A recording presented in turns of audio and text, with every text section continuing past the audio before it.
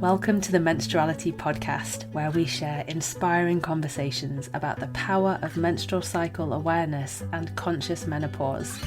This podcast is brought to you by Red School, where we're training the menstruality leaders of the future. I'm your host, Sophie Jane Hardy, and I'll be joined often by Red School's founders, Alexandra and Sjanie, as well as an inspiring group of pioneers, activists, changemakers, and creatives to explore how you can unashamedly claim the power of the menstrual cycle to activate your unique form of leadership for yourself, your community, and the world. Hey, welcome back to the podcast. Thank you for joining me today. I'm curious, have you ever had to show up in a big way on day one of your cycle and felt exposed and then totally exhausted afterwards? I definitely have. And today we're exploring how the practice of menstrual cycle awareness can help you to step up when you're on your period. Whether it's because you have to do a big presentation at work on day one, or you're giving a speech at your best friend's wedding, or you're hosting a PTA meeting, or you have to be visible in another way. And a few days before we recorded this, I had some really lovely and rare in-person time with Alexandra and Sjanie because they presented a menopause workshop at this lovely festival called the Heart of the Rose. And it was gorgeous because I got to meet lots of podcast listeners. So if you're listening, it was beautiful to meet you all, as well as some of our graduates of Cycle Power and of the Menstruality Leadership Program. Hi, Chloe and Zahava, who was also teaching there, and Josephine and Tonya. It was wonderful to meet some of you and be with you in person. And the reason why I'm talking about this is because Shani's menstrual cycle had set it up so perfectly so that she would start her bleed late on day 29, which was on that very morning. And I learned so much from watching Sjanie show up on her day one, and especially watching her channel some serious menstrual superpowers with her presentation, like heightened intuition, trusting emergence, and this enhanced capacity to track the audience. And wonderfully, synchronicitously, if that's a word, I'm actually just beginning my day one right now as I record this. So it feels especially wonderful to explore the powers of menstruation in this way. And I really hope you enjoy this conversation. This is an extra special moment because we've just been together in person, body to body. What, how many days ago? 4 days ago? 3 days ago. It feels like a minute ago and a lifetime ago. Wow, it was so good to see you both. We were at the Heart of the Rose Women's Festival, so beautiful. And yeah, it was just so lovely to see you. How has the landing back to Earth been for both of you? How are you doing? How are you doing cyclically? I am doing very, very well, Sophie. Well, came away from the Heart of the Rose feeling so soothed because we were on the land and the weather was perfection and we were physically or connecting with real human beings. But I got quite intoxicated by this atmosphere of love. And I was just imbibing this love, and it was coming out of the pores of people. I mean, it was extraordinary. And the experience of us presenting was it was just superb. It was so wonderful, so special. And it was, dark moon Sunday.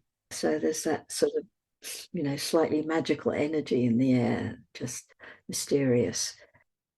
So I'm in the aftermath of that and feeling very present because it's the first day back at work for me. And I'm feeling very present and feeling like we're stepping into a new era at Red School. And I feel incredibly excited about it. Well, and this is your first day back after a whole month of space, Of space. which I just deeply respect you both for and have followed your lead. And could you just say a couple of words then? I have to ask this because I know people listening are thinking, "Ooh, what does she mean?" When you say that a new era at Red School, what do you mean? Well, we are stepping into now a whole new program, our postgraduate Mhm. program. It's more than that. It's the work we've done up until today, what it's the outer work. We've created this wonderful cycle power course that's been like the missing piece in our Red School cosmology. And suddenly, with the landing of this course, which we so loved creating, and it's such an amazing course. And I got a lot out of that course myself personally as a postmenopause woman. So interesting. And then what it's done for Red School. So it's created this kind of some sort of something's landed in Red School. And now we've got this new arc starting. And it's Sjanie and I have done a huge amount of inner work around negotiating, stepping up to this next level of responsibility, evolution, creativity, and we felt scared, overwhelmed, like, oh no, we don't want to do this, and wanting to run away and hide again. But we've committed, and people are signed up, and and I was just really fascinated by thinking about it this morning, the creative process. You're Mm. never ready. You're never ready when you say, I'm going to do this. And what I love about the creative process is in the creating of the thing, the in the process of creating, you're also growing yourself to be the person you need to be, to become, to do this thing. And I was just marveling at that this morning, because I actually now feel ready, whereas I wasn't feeling ready even a few days ago. Sjanie and I were talking about it. So it's so fascinating. I feel ready. That's very affirming to hear, sitting here watching you having done this work for decades and how deeply you embody all the menstruality leadership teachings. You've to hear you say that is very affirming for all of us listening. Like, okay, you never actually feel ready. So you just say yes, and then the path emerges. Thanks, And Alexandra. there's always a new stretch ahead, because that's evolution. That's creativity, and I do trust and love creativity. I have to say, I do have a fundamental trust in it. Yeah, Mm, and it's so nice. It's lined up with the moon, the start of work again. So it's both vulnerable, but it's also lovely because it's new. yes. It's the beginning of something. Yeah. Great. So the cycle is lined up well. But what we're going to be speaking about today is how, in a way, you could say Shani's cycle wasn't lined up well for what we're about to speak about, but it turns out that it was. So, but before Well, we it get there, yes. Yeah. before we get there, Shani, how are you feeling today? How is it day 3 or 4 for you? Yes, day four for me. Mhm. Gosh, and I'm listening to Alexandra say all that, I'm realizing there's so much to say about this place I'm in, because it is just little old day four. You know, day four doesn't get that much hype, It's not day one, two, or three of the bleed. And yeah, it's a day that actually I have a lot of respect for, because it's a very delicate day. And for me, it feels that way. Like I'm not feeling that deep holding in the menstrual bubble that I often feel in day one, two, or three. But I am still in an altered state. Like today, I feel very dreamy and very kind of subtle and inner, and much more guided by my intuition than, my mind you know, isn't so sharp today. Mm. Um, yeah, so there's a kind of delicacy about the day. And also there's the new cycle ahead, both in terms of my menstrual cycle, so I can feel what's coming and the anticipation of that, both, in my menstrual cycle, but also because we are at the beginning of this new semester at Red School.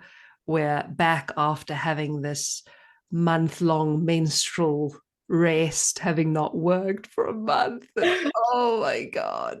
I just want to say how much I love the power of rest, because mostly I have been very agendaless and not put any pressure on myself to get anything done. Because sometimes when space opens up in one's life, we can go, okay, now I finally can get to all the kind of creative projects or house projects or family things. And this year I have completely dropped all of that. And I've properly drifted and really let myself be unproductive and, go to bed some days and go, oh, what did I do today? I did like nothing. Truly, I did nothing. But the thing that I'm loving looking back is how in all that empty space, there was this deep underground repair that's been happening in my body, heart, and mind. And actually, this very profound healing that's been going on. Like, I have been through some kind of death, and I've shed so much stress and old patterns and weight of responsibility, and I can just feel myself on the other side of it. I feel so different today coming back into the work river. I was saying to Alexandra this morning, and this is very much a day 4 thing, but it's so amplified having had this rest from work. It's like I feel brand new, like the kind of brand new where when I was a kid, I got a new bicycle. And now suddenly I was a different person because I had a different bike, that feeling. I've got that feeling. Like I am new and I feel very special. There's this feeling of kind of real goodness in me. And a bit like Alexandra, although delicate, I feel very ready for what's coming. And it's like all that rest is at my back, holding me. Yeah. And I can feel myself being carried into this new era, which is really, really lovely. Wow. Yeah. Really champion and celebrate you both for this rest. It's just modeling, it's modeling everything that Red School is about, isn't it? Because actually, those two big in-breaths, the December and August break, what they facilitate in terms of creative expression, like it's not easy for you to carve out that time, really. Like there's a lot that Oh, yeah. so much, but you hold to it. I mean, you had to really do a It lot. always seems, I've got to say, it always seems impossible. Yeah. It always seems impossible. Every time we're approaching these big long breaks, I'm like, no, this time we're not going to be able to do it. It's just too much. Yeah. Amazing. It's day 19 for me, and it's day 19 of what's going to be a typical length cycle for me, 27 or 28. I ovulated at my normal time. So I'm really relishing it because I've had a few shorter cycles recently, and it's been a bit harder to track summer moving into autumn, moving from ovulation to the premenstruum. But it's really my lane, this, and I'm just so feeling so fulfilled, feeling so happy, just delighted to be doing what I'm doing and really feeling a lot of energy and wind behind my sails, as this is my creative week of my most creative week of my cycle. I'm just going to go for it and just juice it for all it's got. And then, before I have my next rest. So great. But I'd love to set the scene for us for this conversation. So when I saw you at the Heart of the Rose, it was literally about 10 minutes before you were about to give this gorgeous talk about the power of menopause. And the whole festival had been abuzz with this. And the tent was filling up with people. And it was a hot day. And it was a sealed tent. So there were more and more women streaming into this sauna, essentially. And bear in mind, these are women who, many of whom are experiencing menopause, are experiencing temperature fluctuations and hot flushes. And they were all looking at me and going, blimey, have I got to go in there? And they were fanning themselves, but they went in because they knew they needed to hear what you were going to say. And then I saw you, Sjanie, and you said, oh, I'm on day 1. And I felt you were like the earth. Your presence was so slow, so steady, so paced. I just thought, geez, this is a woman who's about to present to like 100, 150 women. You were so calm. And I was very moved by it, and then very moved by everything that unfolded in the presentation.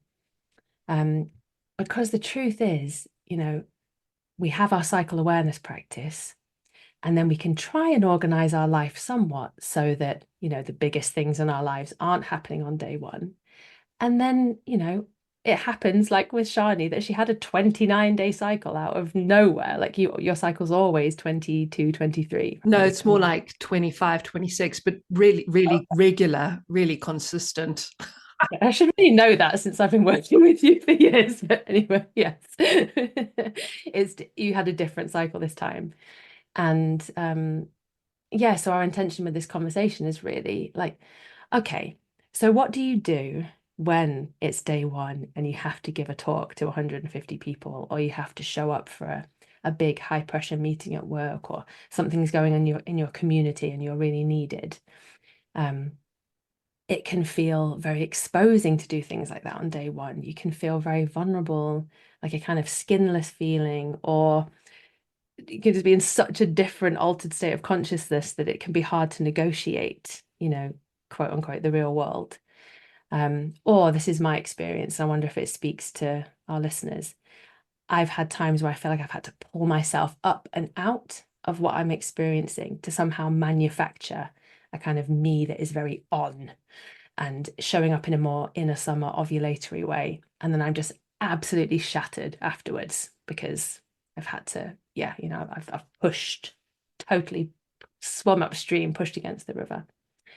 But yeah, what I saw in you was not that. It was showing up on day one with pizzazz, skill, grace. So yeah, my question for you, Sjanie, just to kick us off is, how did it feel to be sitting up there on day one? What was happening for you right at the beginning of that workshop? So to answer that, maybe Alexandra and I should start by talking about really the lead up to the event, because how I felt in that moment and throughout that workshop had everything to do with what came before and how I negotiated my way into day one, and also how the kinds of things that I said and did to really allow myself to land in that day one experience in a very, very good way. So, Alexandra, maybe do you want to sort of set the scene for what would happen before? Well, let's just acknowledge first that we were in the dark of the moon. So we have Sjani's menstrual cycle going, and then there's the effect of the moon cycle. And the moon cycle really impacts Sjani's experience of her menstrual cycle now more and more, doesn't it, Sjanie? You notice it more and more and more. Yeah. So, in other words, the experience of being in the dying days of my cycle alongside the waning moon and coming into dark moon created like an amplified experience of coming into my inner winter and the end of my inner autumn. So what I normally experience, I felt much more strongly and much more deeply. Yeah. And of course, I'm in the moon cycle and being affected by that. So I am pretty liminal. And this is actually a very powerful place in the cycle for me, because I can get quite ecstatic. I'm not so grounded, and I have to slow right down. And the other thing to say is that there is the cycle of the process of showing up to teach. So we always talk about the void before the event that we're going to do. So we're in the kind of void leading up to this event. It's kind of like this. So it was like the trifecta of voids, frankly, that we were experiencing. And the really funny part was us trying to prepare for the event the day before, which just cracked me up. So I should say here, Alexandra arrived at my house on the Friday. So she had been traveling. So that's another layer of liminality, being outside of your own home and in a different environment. You're also in a very transitional state. So she had that going on. And she arrived at my house on the Friday, and on the Saturday, the day before the workshop, we put ourselves to preparing what we were going to do.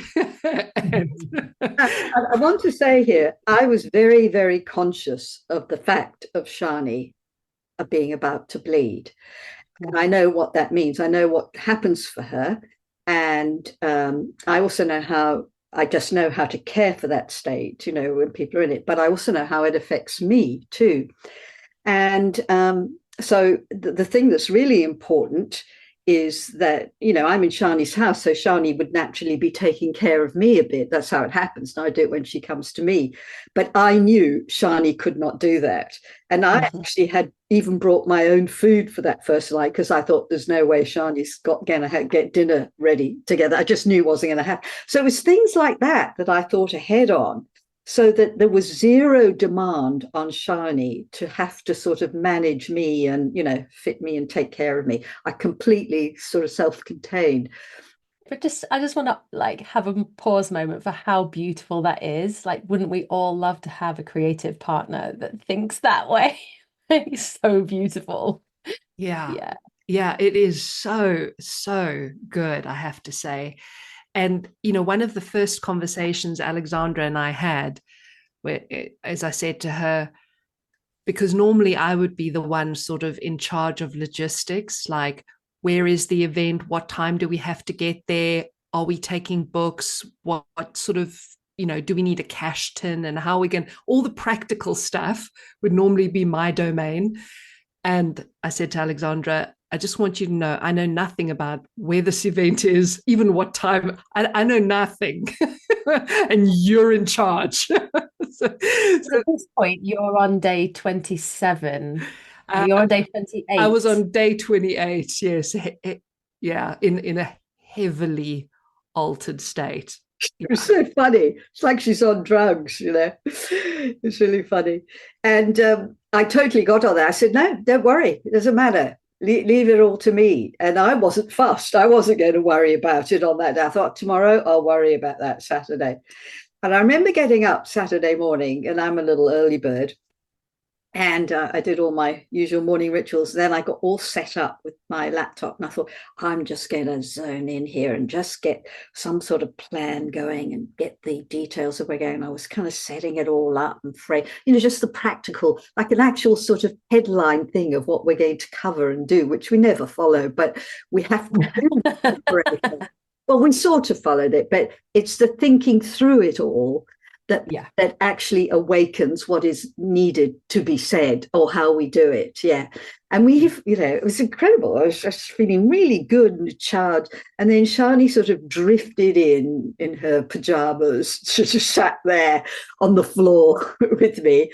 And then we just sort of eased our way in, and we just did it very kind of playfully. But I was in charge. I said, don't worry, Sjanie. No, she said, I've got this. And then at one point, I stopped and I said, Jesus, this feels like we're trying to create on drugs, because we were just moving too fast between things.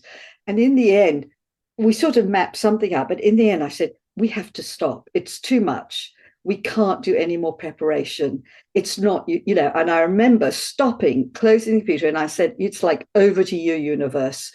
This is going to have to be enough, because we are both so tripped out at this point. So tripped out. And what I can tell you from my perspective is, if I'm going to be doing a talk, I usually land inside some kind of infrastructure that I'm inhabiting. Like I have, I don't know, it's almost like I've stepped inside a story it's alive in me.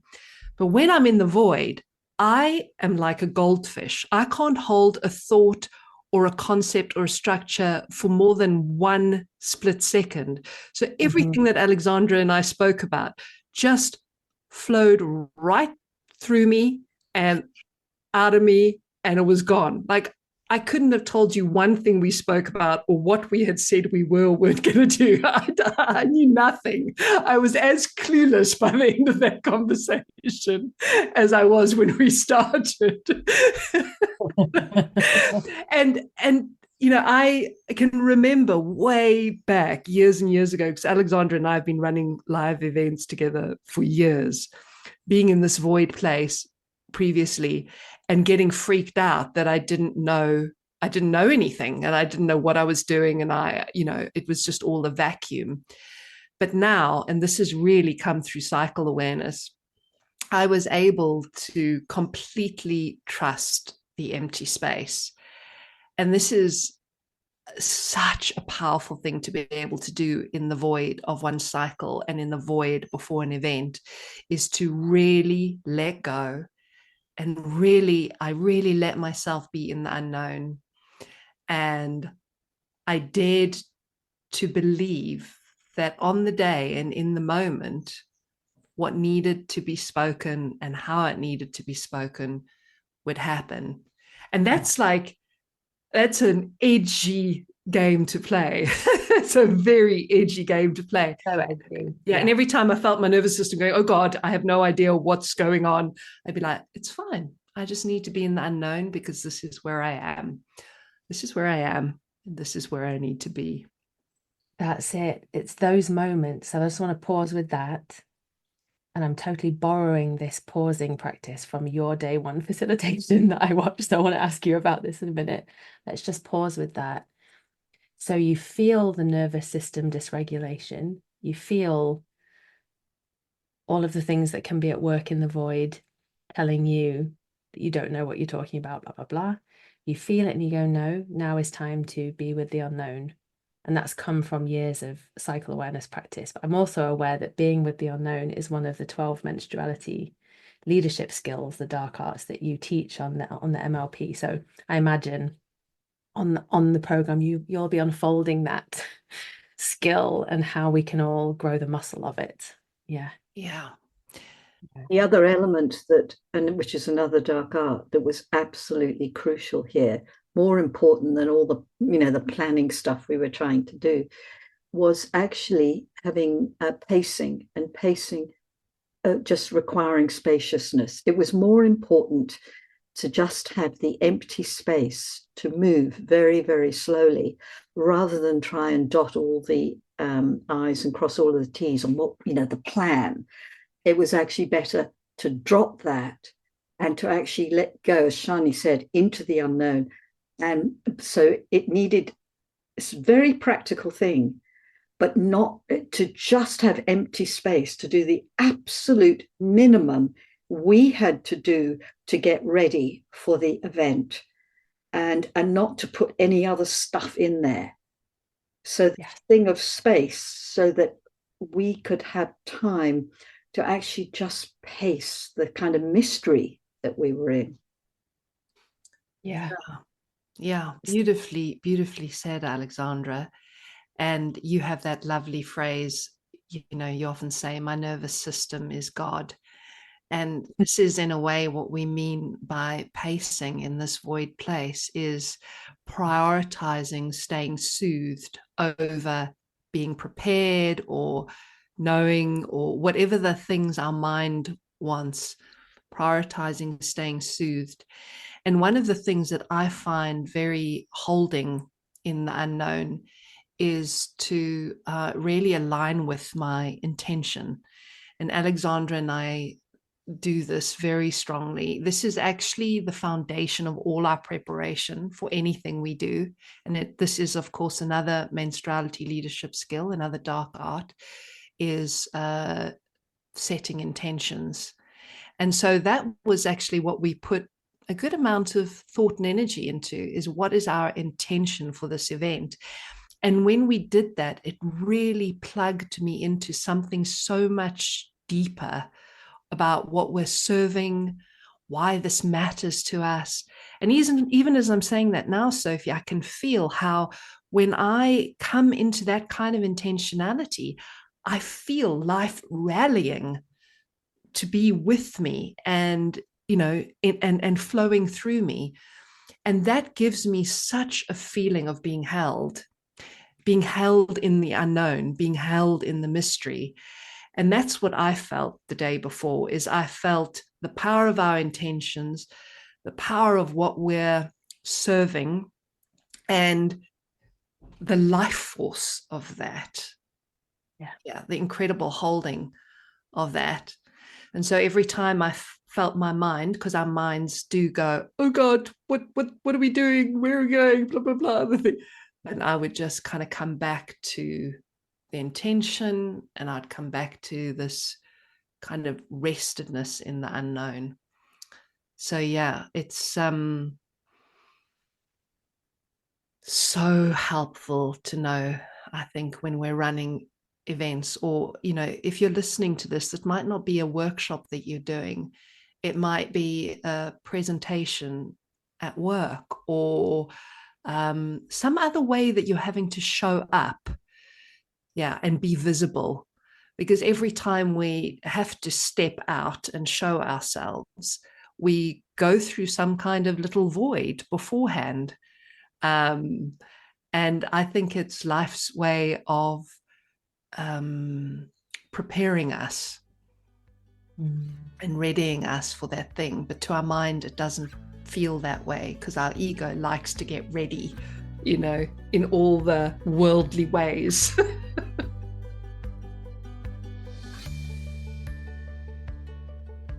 Just going to pause the conversation for a moment. As we've been chatting about today, Sjanie had to call deeply on her feminine leadership skills that she's learned from her menstrual cycle awareness practice, and that she and Alexandra teach on the Menstruality Leadership Program.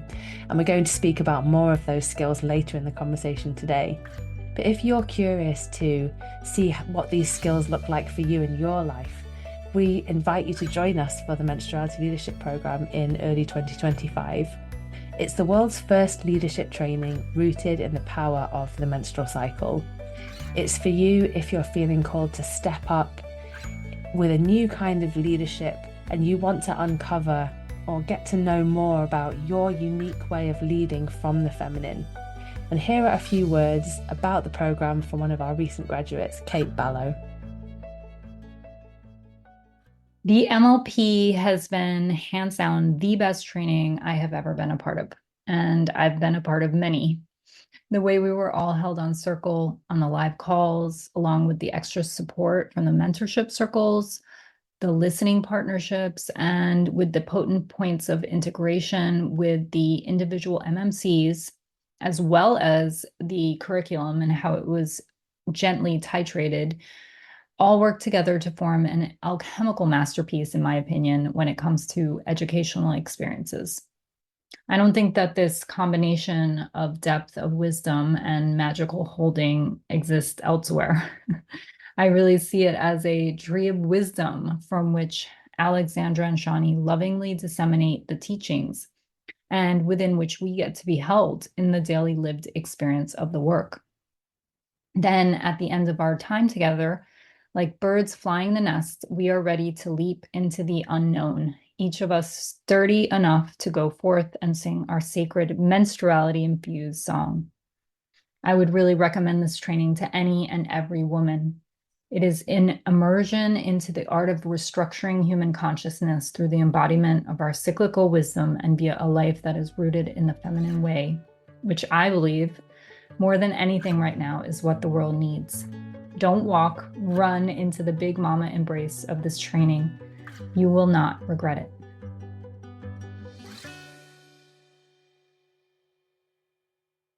Right. Well, so good to know what was happening beforehand, because I didn't know any of this. Yeah. But it's great to see that that's what it took for you to show up in that way, to arrive in that state.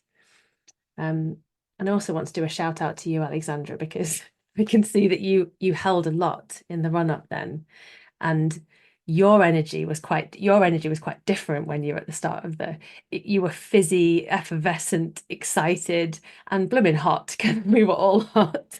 You had your sleeves rolled up. Okay, so there were some kind of superpowers that I saw that I'd like to name. And actually, it wasn't just me that saw them. There were other people came up to me afterwards and gave me feedback for you two about the presentation. Yeah, I mean, firstly, there was your presence. Like my sense of you is you were oceanic. It was delicious to be around you. It was You were very captivating, very anchored in yourself. You can tell I've kind of got a crush on you, can't you, Sjanie? Well, that's lovely because I've got a crush on you too. You were delicious. So there was that. But there were a couple of specific moments that one of the participants named to me. One of which was there was this moment in the workshop where you were teaching about the 5 phases of menopause, and Alexandra had just beautifully described betrayal, the first phase. And the feedback that this woman gave was there was this sense of, oh my goodness, this is huge. And there was a kind of the energy sort of, Maybe like overwhelm. yeah.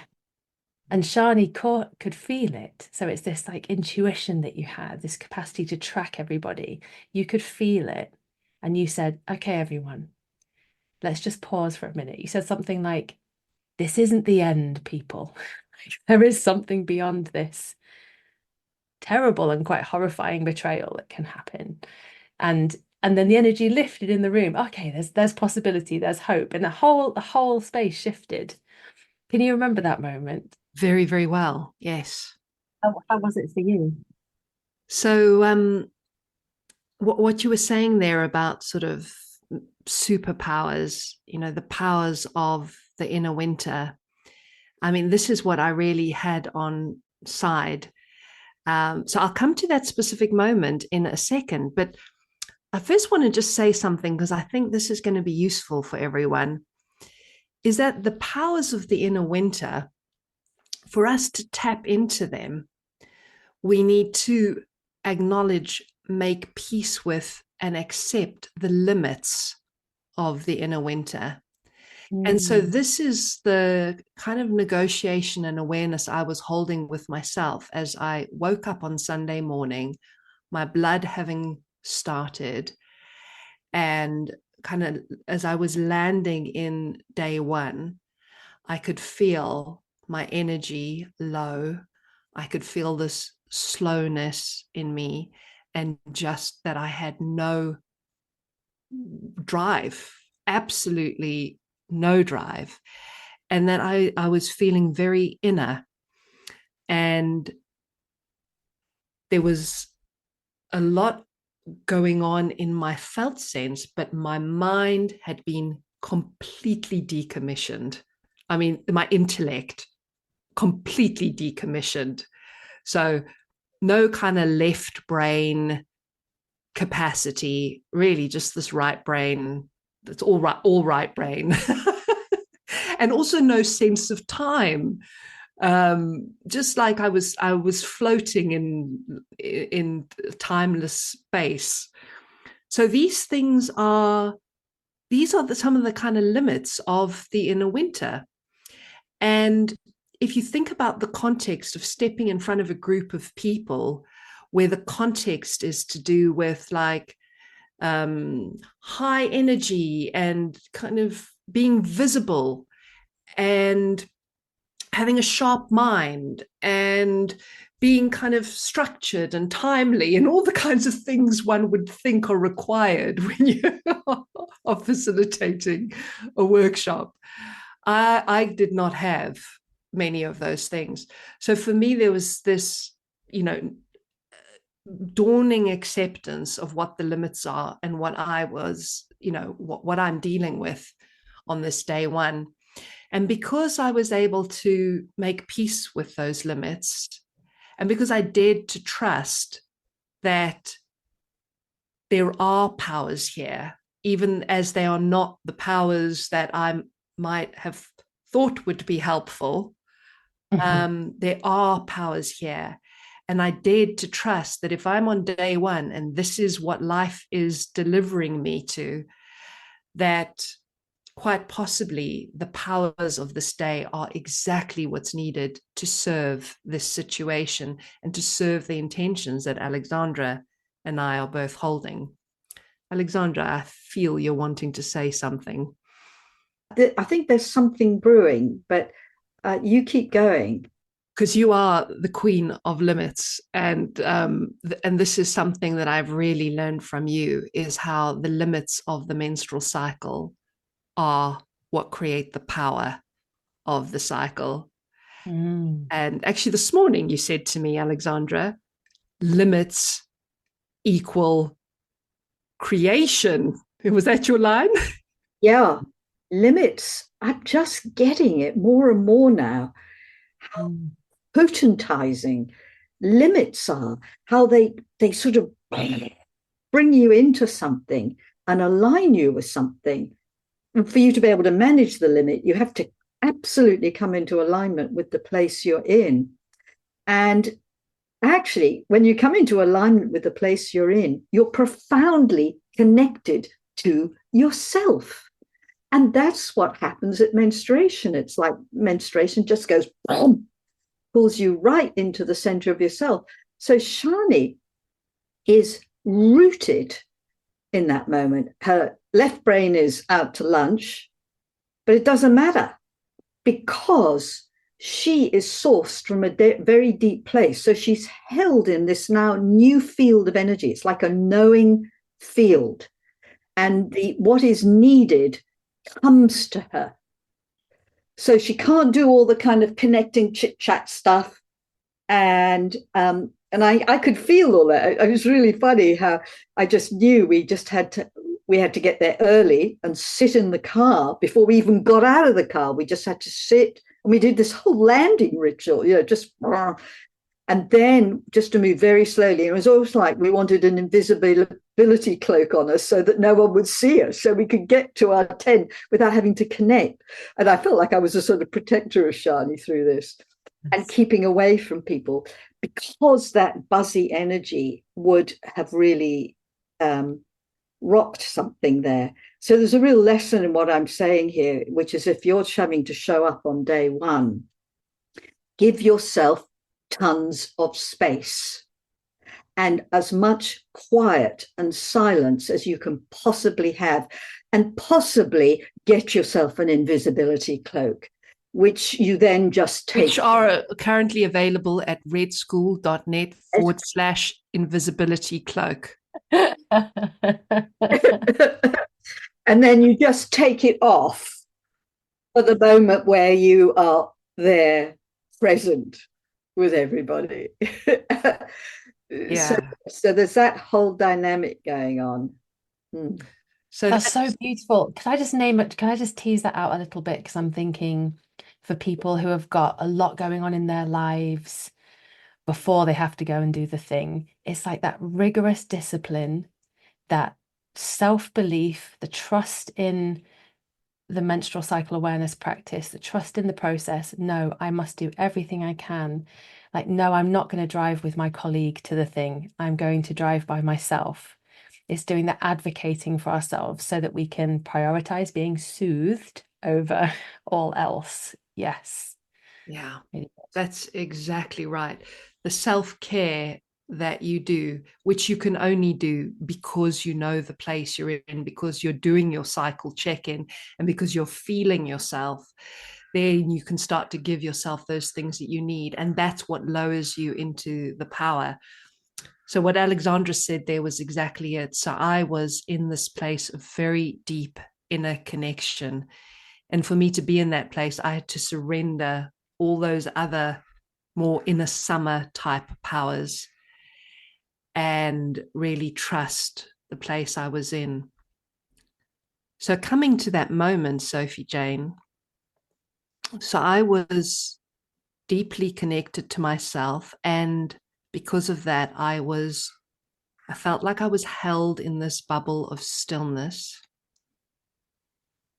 and I could feel this expansive awareness. Like I could feel everyone and everything. I couldn't think very much, but I could feel. And so I really let myself receive the people, the women in the room. I looked at them and I felt them. And the whole time while we were speaking, and particularly then when Alexandra was speaking about the menopause piece, I was feeling her and her words and what was happening in me. And that was giving me information, was feeling how I was being touched by what she was saying. And I was feeling the woman in the space. And I could feel in that moment a drop in the room and a kind of feeling of powerlessness or hopelessness that I could feel in my body. And I could feel Alexandra, who was charged and away, like and the kind of tension between what she, because she knows the whole story of menopause, and the group don't. They were kind of sitting on the edge of their seats with what was unfolding in the moment, which was the conversation about the darkest hour, the death moment of menopause. And so, yes, so that was why I said what I said. And it's really about pacing. It was really about pacing the group by having felt myself and felt what was going on in the space. And this is how Alexandra and I do all our facilitation. These are the menstruality leadership skills that we teach about, because they are the facilitation skills. And everything you practice in cycle awareness is what you can apply when you're working with a group or working one-to-one. You can apply this if you are even having a meeting with someone one-to-one at work, feeling what's happening in them in order to pace what you're saying, and so on. I'm so moved by this. I'm like, there are tears behind my eyes to feel the level of receptivity in you that has been carved out. Carved out doesn't seem like the right metaphor. Opened up, allowed through your years of cycle awareness. Because I think receptivity is a very unacknowledged skill in our world. We're a very active culture. Yes. Oh, yes. And the capacity to actually make space and receive. I mean, I think if there were a lot more of that in the world, we'd find a lot more balance.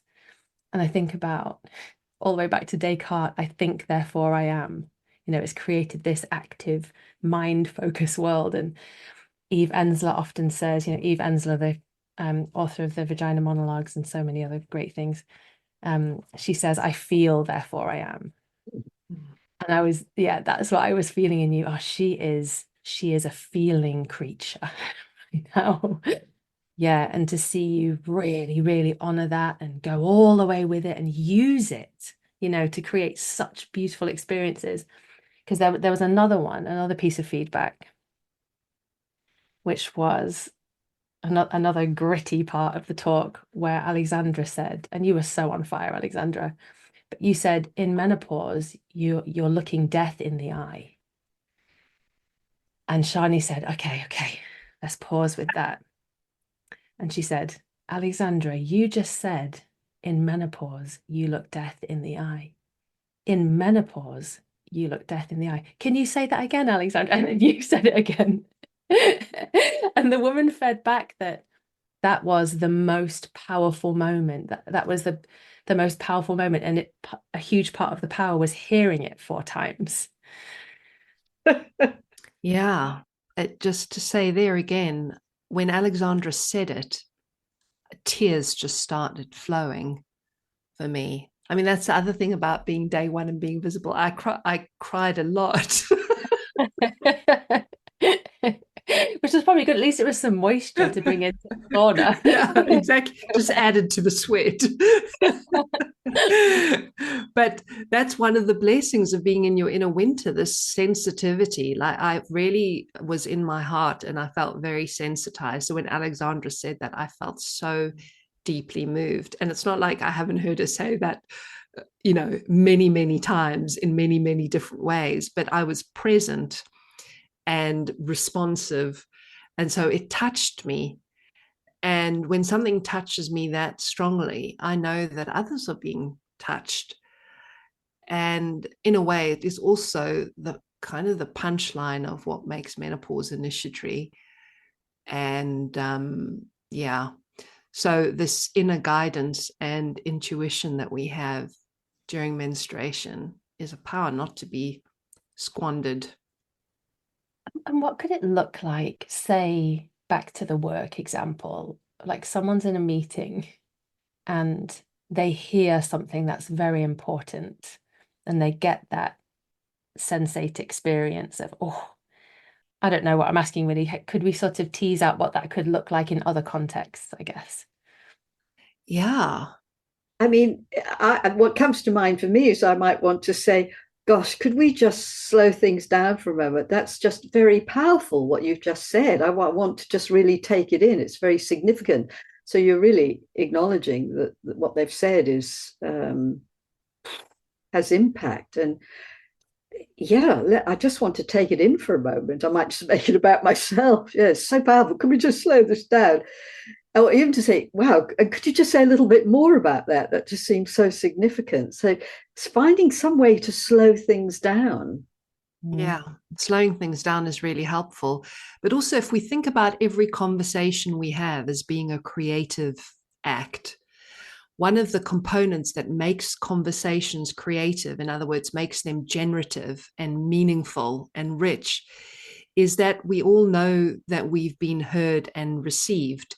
So even in a sort of business meeting, it would make a significant difference for the person who's just said something to know how what they've said has affected you, touched you, what it's meant to you.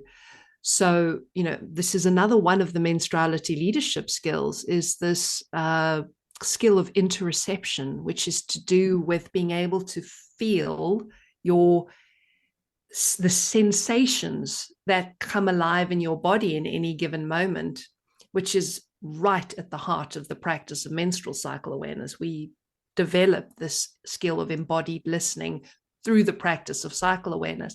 So you can use that in a conversation and just say, wow, when you said that, I felt like the muscles in my chest release, or I felt like this lightness across my shoulders, or suddenly my heart rate began to accelerate because I'm feeling excited by what you said.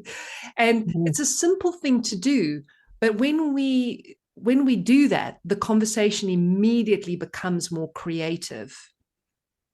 And yeah. And we've all been there when someone brings humanity into what could otherwise be a dry process about a particular thing that's happening at work. It's like it's such a gift for everyone. It's such a relief. Like, oh yeah, we're human. Okay, we can feel, we can be together. It's such an offering, actually. Yeah. So yeah, to really embolden all of us to listen in and dare to share from that day one place.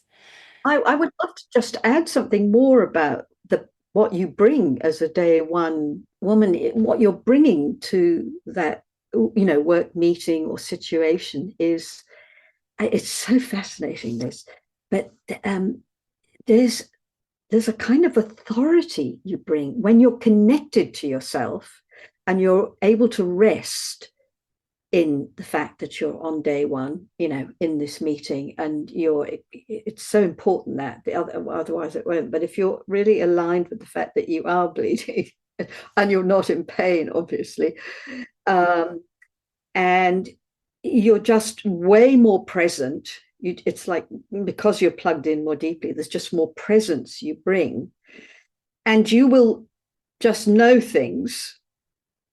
You'll know without knowing why you'll just know things. So there'll be something that will be going on, and you will suddenly have an insight. You could have an insight that you could contribute that you wouldn't ordinarily have. I find this so interesting. This is an incredible resource, actually, to have a menstruating woman at the meeting.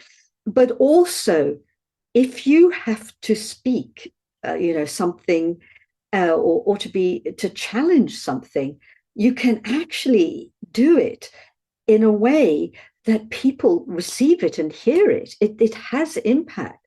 I mean, this is some, you need to have been practicing cycle awareness for a while and to be really caring for menstruation and knowing who you are at menstruation. But the words you speak have more resonance and impact. So in my book, that's a very powerful power.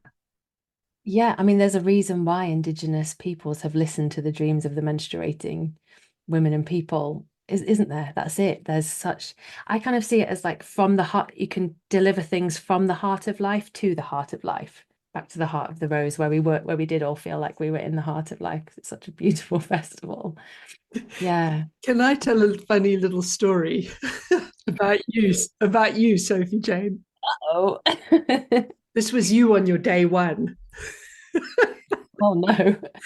Talk about like being a channel for the world, in this case for Red School. You and I were together camping with our little kiddos. Oh, yes, this was funny. You were day one, lying in your beautiful bell tent on the bed, like a menstrual goddess. Yeah. And I and mostly my children were looking after Artie.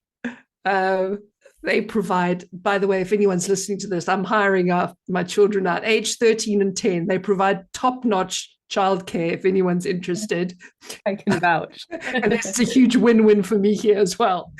Anyway, they were looking after Artie. So you were just in this, like, you seemed so surrendered and rested. I was just loving that you were able to let go, because as a mother of a young boy, like, you don't get to do that. You just don't get to do that nearly often enough. It was so nice. But what was amazing was you were kind of lying there drifting in and out of sleep, and we were buzzing around you and coming and going. And then at 1 minute, you lifted up your head like through blurry eyes and you went, I know how we can reach Oprah. And I was grab my notebook and pen. I'm like, go speak, menstrual oracle. I shall take notes. Yes, yes. So that story, because maybe we all need, a menstruator there. Yeah. And we all need, I love that moment. And we all need the support of others. So I'm thinking of people at work, in community gatherings, at the PTA meeting, like whatever people are doing to show up on day one. If you can have an ally, a cycle aware ally, it makes so much difference. Okay, I'm on day one. This is what I'd love. Okay, and they get it right. You're on day one. I know what that means. So it's kind of a little impulse for all of us to cultivate more of those connections and friendships. Like, if you know someone at work who could potentially be open to this, maybe send them towards Love Your Cycle, or get them the book Wild Power for their birthday. See if you can just get grow your own menstrual allies. yeah, grow your own. Just add menstrual blood. Which you can, by the way, find at redschool.net/grow your own. But this is so important, Sophie Jane, because actually, because feeling held is so important in terms of tapping into this power of menstruation, we do need to ask for support. And sometimes that's a menstrual ally, but sometimes you might not even need to tell someone that you day one. It might just be like, okay, so-and-so at work, can you hold the timing and the logistics of the meeting? And I'll kind of be doing the talking. And so somebody else is on the kind of detail piece, or maybe someone else is holding the minutes and you're doing. So it's about getting whatever support you need to really let you lean into the capacities and powers that you have, and where you can, getting someone else to do the other pieces or other parts for you that will allow you to be more rested. And this is something we all have to get creative with. But it does make a big, big difference. And actually, now that I think about it, Sophie Jane, you were a bit of a menstrual ally for me as well. She was. You were. Do you know what you did for me? Oh my God, I love you. So after the workshop, I mean, Alexandra and I lay under a tree and I slept or dozed off and really let go after the workshop to sort of come back to ground, which, by the way, is another key piece because I was overstimulated by the end of it, because there was quite a lot of chat after. A lot of people wanted to talk to you. there was, and I was on a high as well, and got carried away with all the excitement, and we got to see so many of our graduates from the menstruality leadership program and got to hug people we haven't seen in ages. So I was overstimulated by the end of it. So I really needed to completely shut down. I lay under a tree and closed my eyes and, ate some food and all that kind of thing. An hour and a half later. And then we sort of drifted more into the festival. But at one point, like I said to you, like, I can't talk to people anymore. No more people. And you came and sat down and sort of created a little holding around me. And yeah, I felt very responsible for you. I was like, right, no one can get past this. And I just have hands on your body, trying to give you some soothing touch to, I felt quite fierce. Yeah, you were my fierce protector. I got to be there and relax, but no one was coming near me. You were like my bouncer. Yeah. My bodyguard. Oh, and you also carried all my bags for me. Yes. I mean, I was like, you were a proper menstrual ally, Sophie Jane. just to champion the powers of inner summer here, what you don't know, but you experience the benefit of, is I was also outside the tent, wrestling the tent with a group of other women, trying to get the roof off. Oh, you did that. Pull the thing down. I was like, heave, heave, so we could get the roof off. And then there was this like, when we finally got it off and everyone could breathe again. It was, that was incredible. That was you. Oh my goodness. You are a magic maker. So it was beautiful. Are there any sort of final pieces that we haven't quite covered yet that either of you feel like it's important to bring in to help people show up on day one? I'm thinking of a Billie Eilish song right now. I love Billie Eilish.